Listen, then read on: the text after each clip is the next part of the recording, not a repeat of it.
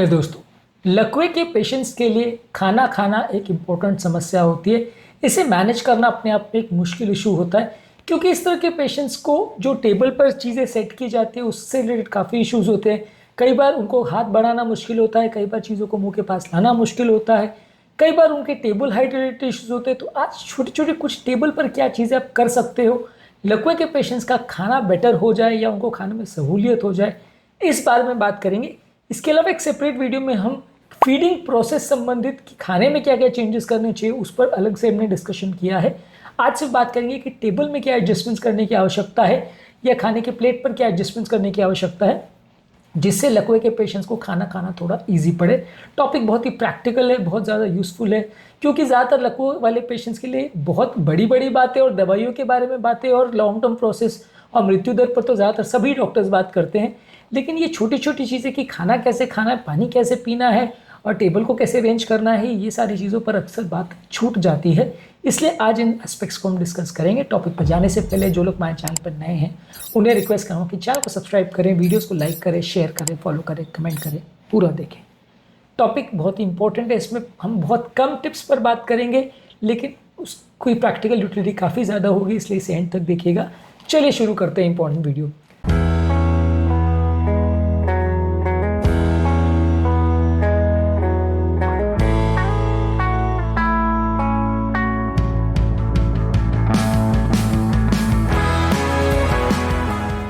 सबसे पहले तो ज़रूरी है कि टेबल जो है पेशेंट की सीटिंग कंफर्टेबल होनी चाहिए।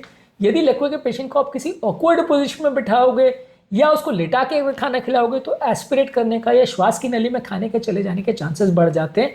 तो इस तरह के पेशेंट को ज़रूरी है कि आप प्रॉपर बिठा करके उनको खाना खिलाएं। 90 डिग्रीज का एंगल होना चाहिए जब पेशेंट को आप खाना खिला रहे हो। 90 डिग्रीज रखने से क्या है, ग्रेविटेशनल फोर्स की वजह से खाना सीधा अन्न नली में जाएगा।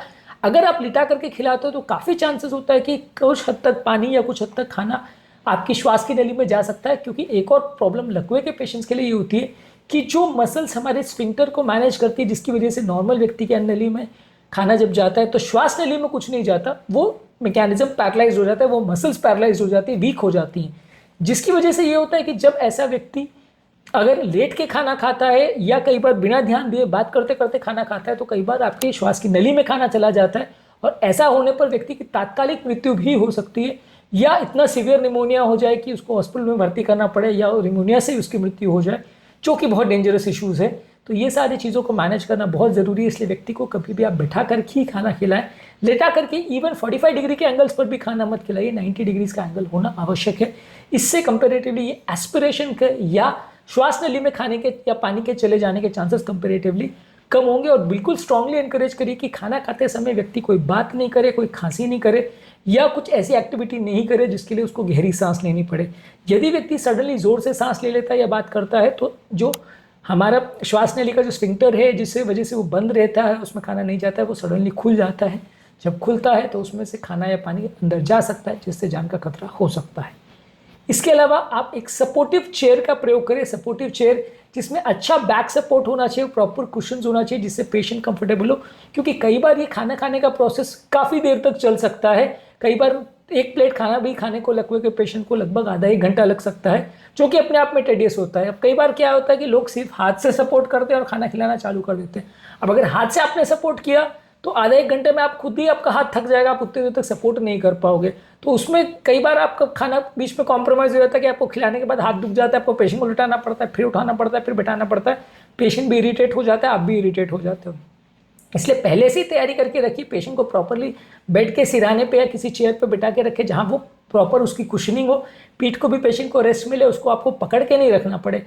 नहीं तो 90 डिग्री बिठाने में अगर आप कोई अनसपोर्टेड चीज़ का प्रयोग करते हो या पेशेंट से एक्सपेक्ट करते हो कि वो अपनी बैक को मैनेज करे, वो भी बड़ा मुश्किल है। अगर आप पेशेंट को बिना बैक सपोर्ट वाली उस पर बिठा देते हो चेयर पे तो वो अपनी पीठ को सपोर्ट कर पाए, थोड़ा सा मुश्किल होता है लकवे के पेशेंट्स के लिए। तो प्रॉपर चेयर पर उनको पीठ टिका करके बिठाइए ताकि उनको अपना वजन ना संभालना पड़े और वो खाने पर फोकस कर सके, अपनी सारी मानसिक शक्ति और शारीरिक शक्ति को खाने के लिए फोकस कर सके, क्योंकि ये भी अपने आप में उनके लिए बड़ा टास्क है।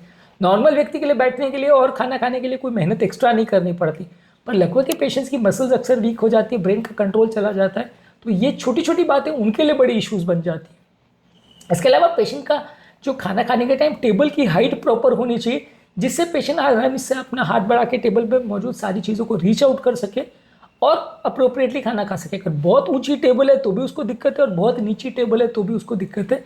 इससे कंपेरेटिवली उसको खाना खाना अनकंफर्टेबल हो जाएगा यदि टेबल की हाइट प्रॉपर नहीं है।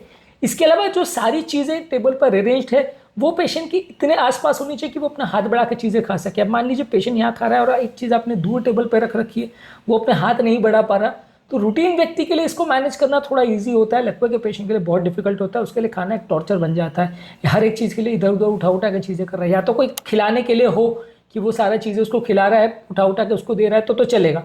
लेकिन अगर नहीं है तो एटलीस्ट सारी चीज़ें पेशेंट के इतने आसपास में होनी चाहिए कि वो आराम से अपना हाथ बढ़ा के पहले से उसको खा सके, या तो पहले से ही सारी चीज़ें प्री मिक्स करके उनको दे दीजिए कि उसका चावल दाल सब्जी सब एक ही प्लेट पे, उसको कोई चीज़ बार बार उठा के अपने आप को परोसना ना पड़े। अगर ये करना पड़ेगा तो ये रेगुलर पेशेंट्स की कंपैरिजन में लकवे के पेशेंट में बहुत ज़्यादा डिफिकल्ट होता है। इसके अलावा खाना खाते समय जो आपकी प्लेट है वो नॉन स्लिप मैट पर होनी चाहिए, क्योंकि इस तरह के पेशेंट में अक्सर ये बड़ी इशू आ जाती है कि खाना सडनली हिल जाता है या उनका सडनली बैलेंस चला जाता है, हाथ पड़ गया और प्लेट पूरी सडनली सरक गई, तो जिसकी वजह से पूरा खाना टेबल पर फैल जाता है। तो नॉन स्लिप मैट्स होनी चाहिए जिसमें टेबल पर जो भी खाना रखा है वो हिले डुले नहीं और पेशेंट का ओवरऑल चीज़ें बिखरे नहीं, क्योंकि कई बार ये बड़ा इशू हो जाता है कि पानी या खाने की चीज़ें जो भी वो सडनली सपोर्ट नहीं कर पाते तो वो स्पिल ओवर हो जाती, गिर जाती, दूसरी चीज़ों में फैल जाती है, जिसकी वजह से साफ़ सफाई करने वाले को भी परेशानी होती है और पेशेंट भी इरीटेट हो जाता है कि यार खाना फैल गया, उसको भी एक तरह से एम्बैरेसमेंट हो जाती है। तो खाना को ऐसे मैट्स पर रखिए जो कि नॉन स्लिप हो, यानी सरके नहीं अपनी जगह से। इसके अलावा कुछ जो बर्तन वगैरह भी आते हैं वो भी ईजी ग्रिप बर्तन होने चाहिए जिसमें बड़े हैंडल्स होने चाहिए।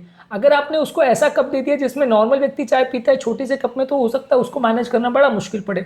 तो अच्छे बड़े ग्रिप वाला हैंडल उसको दीजिए जिसमें वो अपना हाथ से पकड़ के खाना या पानी पी सके।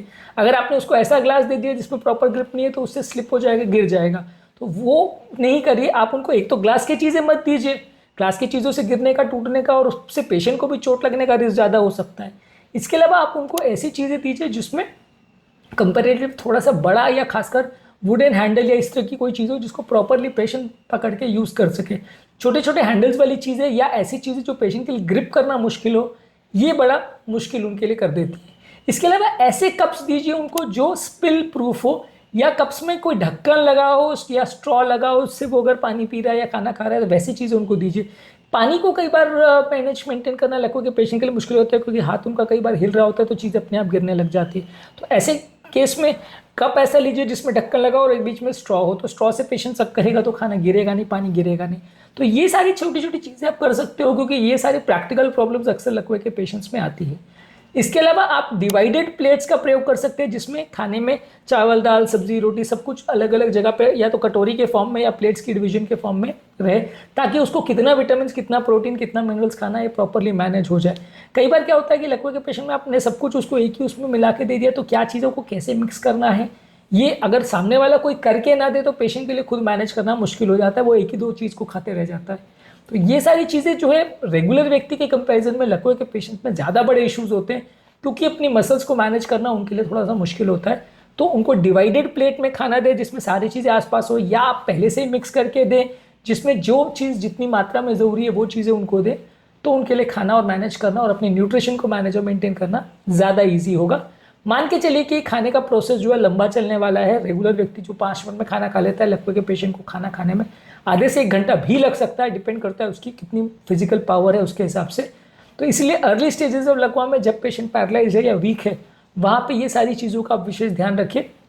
ये सारी चीज़ें वैसे उम्रदराज पेशेंट्स के लिए भी यूज़फुल है, क्योंकि ये काफ़ी हद तक इंपॉर्टेंट जो इशूज़ है ये डिमेंशिया के पेशेंट्स और उम्रदराज पेशेंट्स में भी एप्लीकेबल है। डिमेंशिया के पेशेंट्स और उम्रदराज पेशेंट्स में भी कई बार इस तरह से खाना खिलाना उनको ज़रूरी होता है, ताकि उनको कंपेरेटिवली थोड़ा सा ईजी हो जाए खाना खाना और मैनेज और मेंटेन करना। उम्मीद करूँगा कि आज के टॉपिक में कुछ नई बातें जानने को मिली होगी। जो लोग हमारे चैनल पर नए हैं उन्हें रिक्वेस्ट करूँगा कि चैनल को सब्सक्राइब करें, वीडियो को लाइक करें, शेयर करें, फॉलो करें, कमेंट करें, पूरा देखें, क्योंकि इस तरह का यूज़फुल कंटेंट हम आपके लिए लाते रहते हैं। खाने की फीडिंग प्रोसेस संबंधित जो इंपॉर्टेंट टिप्स है जो कि लकवे के और उम्रदराज पेशेंट में यूज़फुल है, उस पर हमने अलग वीडियोस किए हैं। खाने में कैसा टेक्सचर रखना चाहिए, ये सारी चीज़ों पर हमने बात करी है, इसे भी ज़रूर चेकआउट करें।